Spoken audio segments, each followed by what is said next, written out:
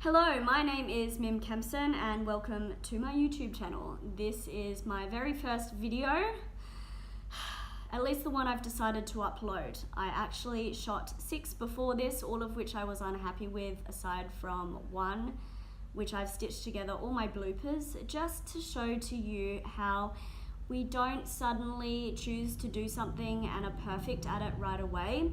It takes determination, time, education, and patience to build a skill and an expertise, and that is why I am sharing that with you. Before I share my story with you today, I thought to prelude it with the idea that we are all multi-storied. That is, there is not a single story that defines us or our experiences in this world. Therefore, what I'm going to be sharing with you will only be a fragment of how I've come to see myself today. Well, I was raised in Fremantle, Western Australia by an artist mother and a scientist father, which I like to believe is the reason why there's great polarities in my ambitions today. I stray from being creative to scientific to business-minded to hippie, meditative kind of. It's been a great privilege, but also a great challenge.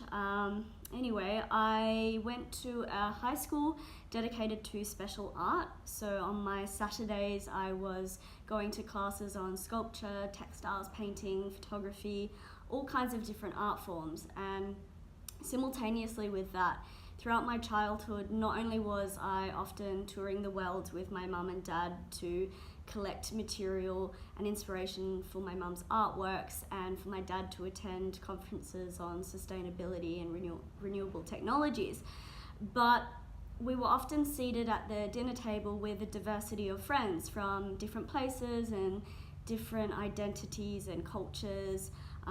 We had lesbian couples, artists, directors, scientists, doctors, a man who lived in a dome for several years to see whether it was possible to harvest your own vegetables and live within a confined community in a post-apocalyptic world. We had a transgender friend.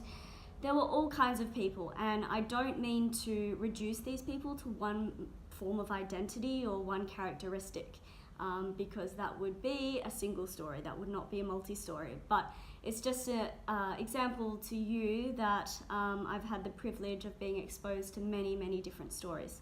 After high school, I took a gap year to collate an anthology of short stories written by teenagers, which I collected through writing to over 200 high schools across Australia, requesting for high school teachers to encourage their students to participate. And the idea was that I felt as a teenager I was bunched into this pigeonhole of being moody and pubescent and not knowing what the hell I was talking about. And this really outraged me because I had so many great ideas to share, and I could see many of my peers did as well, but there was this whole stigma of age holding us back, and that's why I've loved the internet, in that it's allowed people like Tavi Gavinson and all these young entrepreneurs, philanthropic, creative people to come out and speak on a platform that enables them to do so despite age, culture, any of these things that may have held us back in the past. After that, I moved to Melbourne to begin studying a Bachelor of Photography at RMIT, and I loved that, but I felt restricted by photography as a medium, so I went into professional communications and spent a year in Montreal studying journalism. That was also a super cool experience because I got to write a weekly column called Mim Meets Montreal, where I went around Canada and reported on things that were a novelty for Australians, and they were published in the student newspaper. Around the same time, I was also being mentored by the CEO of UnSchool, Robert Thompson, through which I got the opportunity to go visit him at the Wall Street Journal in New York, and 7 months later found myself interning at Vogue Australia in Sydney. That was ironically prefaced by a week with the UnSchool of Disruptive Design. Quite contrasting. And that contrast was emphasised when I returned from Sydney to Melbourne and got a job at an international secretariat of the United Nations as a communication and engagement officer. I was there for a year, and I simultaneously trained to compete in bodybuilding, and a couple of months after I competed, I was made redundant in that job through budgetary cuts. Really shows where the value of sustainability and the arts are going. Hey, government. Anyway, I used that opportunity, a kind of mini quarter-life crisis, to really reflect on where my life was going. By this stage, I had lived enough life experience to realize that physical, mental, social, and financial health were all interlinked. You couldn't address one without the other. You couldn't go through a period of being stressed about meeting your ends meet with the rent and bills and live a mentally fulfilling life. You couldn't be financially successful if your body and energy didn't allow you to go to places that you wanted to go. It was all interlinked, and that's why naturally I fell into a health and wellbeing network marketing company. And I decided to try the business for a year because what attracted me to it was this idea of residual income. I really wanted to be a writer and a creative, but felt disenchanted by how publications from my experience had been twisting my words. I had what I thought to believe unique messages to share, and I didn't want them being distorted by big institutions who were reliant on profit. Therefore, I didn't want to be reliant on getting my bills paid by spreading messages that I didn't 100% align with. So I thought to separate income from creative pursuits. I also love the idea of walking beside someone in their self-transformation and playing a role in that. I always loved the idea of helping people, which harks back to when I did the anthology of short stories. But what I quickly realized was that I was having very repetitious conversations about the same products, same people, same concepts every day, which is fair enough because the whole business is based on duplication, that is simple systems that everyone can do. And while I totally respected that, I found myself not writing, not doing the things that I loved, and not building my portfolio within the profession I'd essentially abandoned and forgotten about. The other thing is that I love to have big conversations about topics like gender equality, politics, climate change, the state of the world, but in a positive light, not a depressing one. And I hadn't been doing that. I used to love reading scientific journals and psychology papers in my spare time, but I found myself learning about the compensation plan, which is relevant if you're going to start earning an income off it, but I really didn't have my heart in it, so I wasn't seeing results. And it just didn't make sense to me that I was doing something I didn't enjoy on a day-to-day basis to get to somewhere I wanted to be, and it wasn't even promised.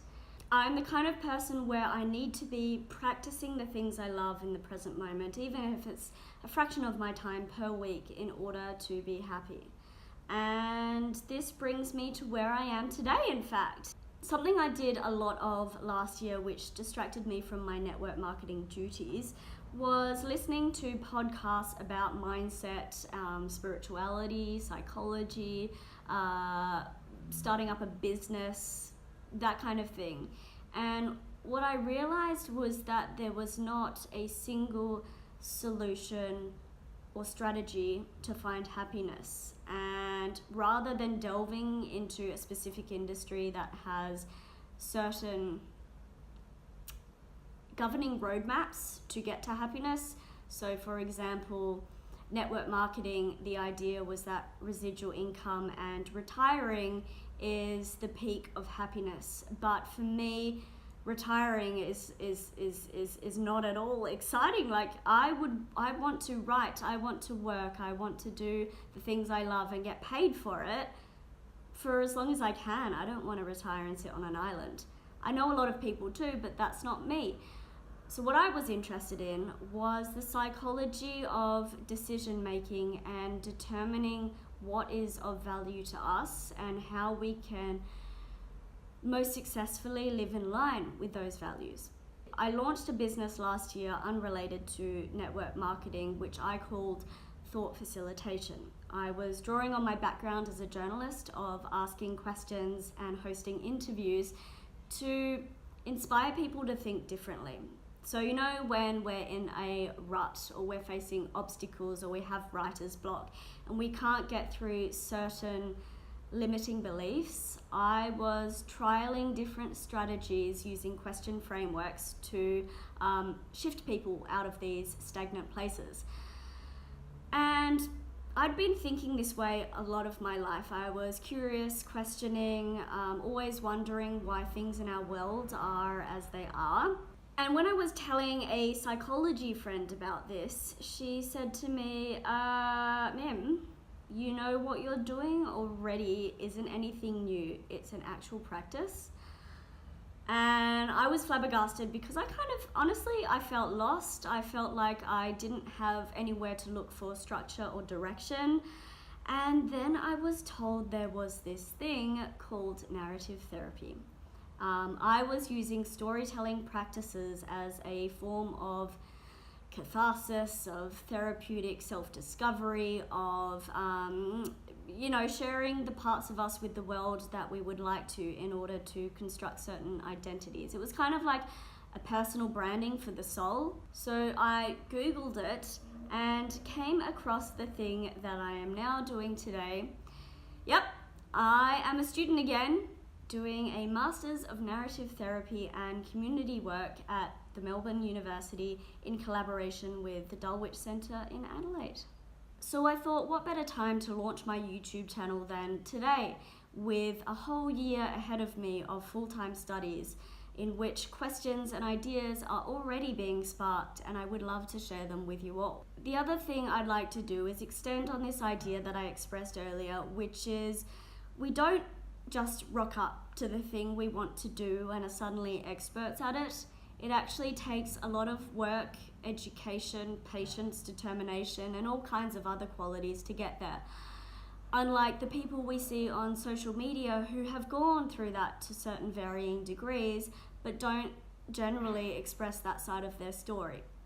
So I'm someone who hasn't made it, but I would like to take you on my journey of finding out what making it actually is. And on that note, we don't suddenly make it, because if we did, then what next? Would our life just be over and that's it? Anyway, the kinds of questions that I'm going to be exploring are things like, to what extent does our internal world determine our external world? If you've done a lot of research into the laws of the universe, you would be aware of the idea that we create our own realities. And I had believed in this for quite a long period of time until I started to question whether this applied to children. It just didn't make sense to me how children were being bullied, abused, or born into situations in which obviously they had no choice about. I could see how the idea applied to adults, because when we're in a bad mood, the world looks far worse than it actually is. And when we're being negative, the people around us respond negatively because naturally you're a little bit harder to deal with. So logically it makes sense, but more broadly, logically it doesn't. Anyway, these are the kinds of things I'll be exploring, and I hope that you will share your ideas with me too in the comments below. If you'd like to stay tuned, subscribe to my channel, and I would love for you to join me on my journey. Welcome to my channel.